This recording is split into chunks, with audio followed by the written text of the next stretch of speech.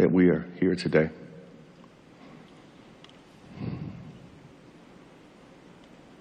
Just like everybody else,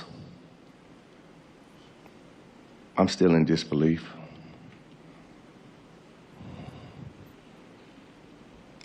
September the 5th, when I got the phone call, and I had to redirect myself to go to Quan's home, I was shaking. I was scared, but I was also praying on that ride. Upon my arrival, they were bringing Quan out the house. And I asked, could I ride with them? And they said, no, you can't ride. So I went in the house and I told Amber, I think you should get ready and go to the hospital. I'll stay back with Leor. Duke and Koya proceeded.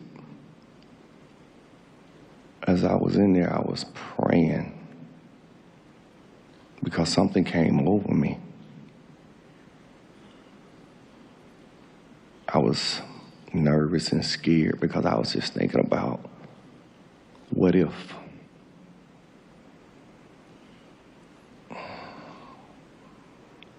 And I got the confirmation that my son had transitioned.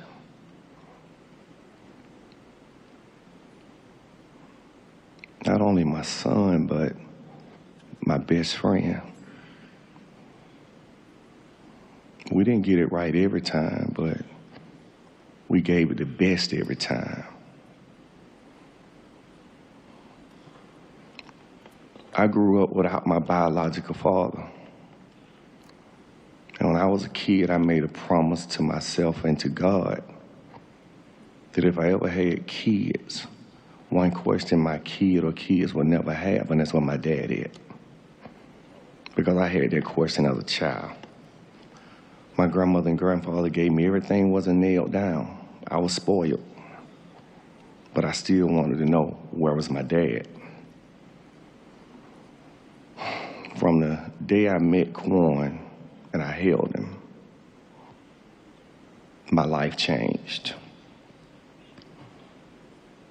I knew failure was not an option, but little did Quan know, he pushed me even harder to be a dad, to be a role model, and to be an example is what a man should be, built upon integrity, morals, and values.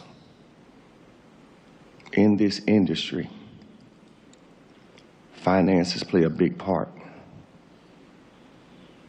But because of the morals and values that we instilled in him, me and Tammy, a lot of things we turned down because it didn't feel morally right.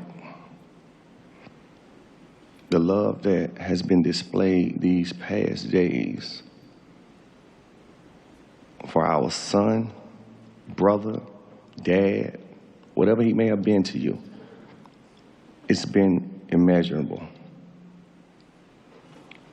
It's like now when I hear a Rich Homie Quan song, it sounds different to me. I was looking at Channel 2 News a week ago and they mentioned the word Rich Homie Quan. And the lady said, he's an Atlanta icon. I just looked up at God and said, God, I thank you. Transition is inevitable for all of us. And I know that that day is gonna come where I'll see him again. Right now, I'm waiting on him just to come and say, Dad, I'm okay. I used to tell people I live day by day. Now I live second by second. I was taught as a kid, men don't cry. That's a sign of being weak or you soft. But as I got older, I realized that crying is a sign of pain. And Lord knows I'm in pain. Somebody asked me the other day, how you doing? I said, I don't even know how I'm doing. But I know that God's grace and mercy is keeping us here. There are times since I lost my son, I don't know what to do. Prime example, when me and his mother had to go make arrangements. I buried a lot of my family members. I know the process. But as we were walking through the funeral home in the casket room, I stopped and said, what are we doing here? And Tammy looked at me and said, Corey, we're not supposed to be here. So when we left, the Spirit touched me and just said, hey, this is a bit too much for you, because I'm emotional. I lost my best friend. I lost a kid I talked to 9, 10 times a day. Pop, if he just want to talk. Dad, if he needs something. I mean, like, I was his protector. I would do anything to protect this kid. And I used to tell him all the time, you know, so much go on that you don't even know about, because we love you.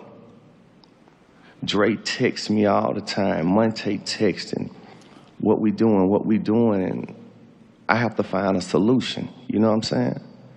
And a lot of those times, all I could do is pray and ask God to help us.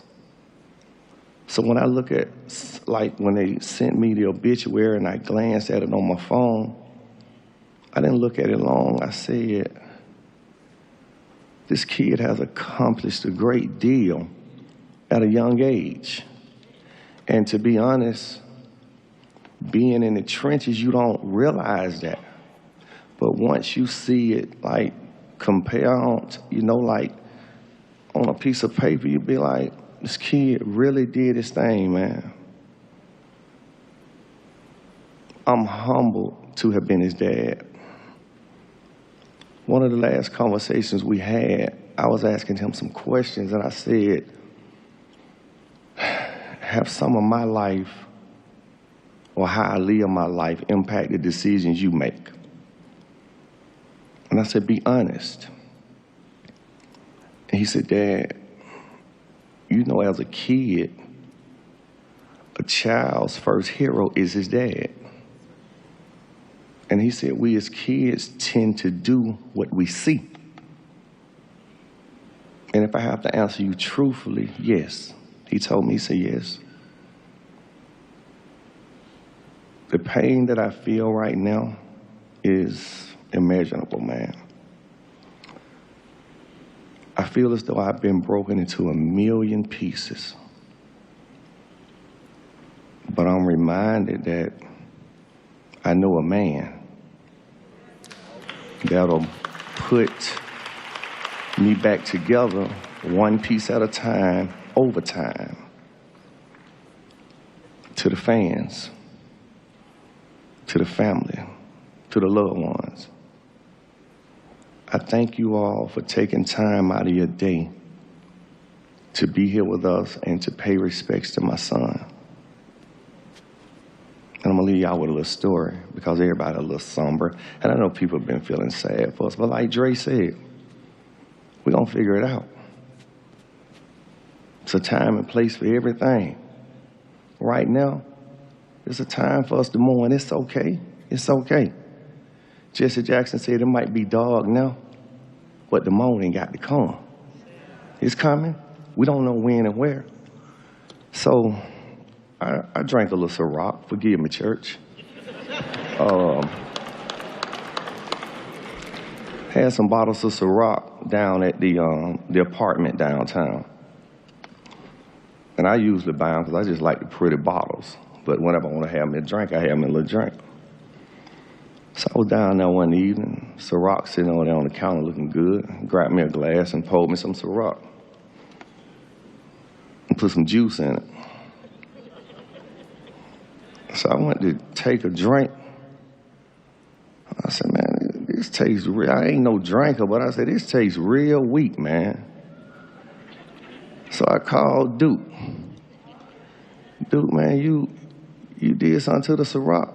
He said, no, Dad, I ain't touched no Ciroc. So I called Quan. I said, Quan, you did something to the Ciroc, man. He started laughing. So I said, man, what you do? He said, man, I was down there one night. All my brown was gone. That Ciroc was calling my name, man. I said, you drunk all my Ciroc, man. He said, Dad, I drunk all of it. He said, man, but the crazy part about it, that was 3 months ago. He said, I've been waiting on this call for 3 months, man. So he said, man, I owe you some Ciroc, man. But he took and put water back in my bottle to make it look like it was full, you know what I'm saying? But I just say to my son, man, you consider me to be your hero, but I wish I would have told you that you were my hero.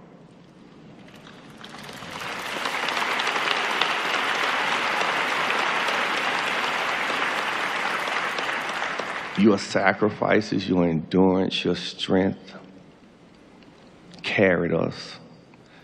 I would be on there on Thursdays and Fridays and see you, and then to see videos on a Saturday of how you were, you know, a whole different person once you were on stage. So before I leave, I want to say this. Me and Quan used to ask each other for favors here and there. But I have one more favor I want to ask you, son. I know you're up there in heaven looking down on us. If you don't mind, save a spot for me.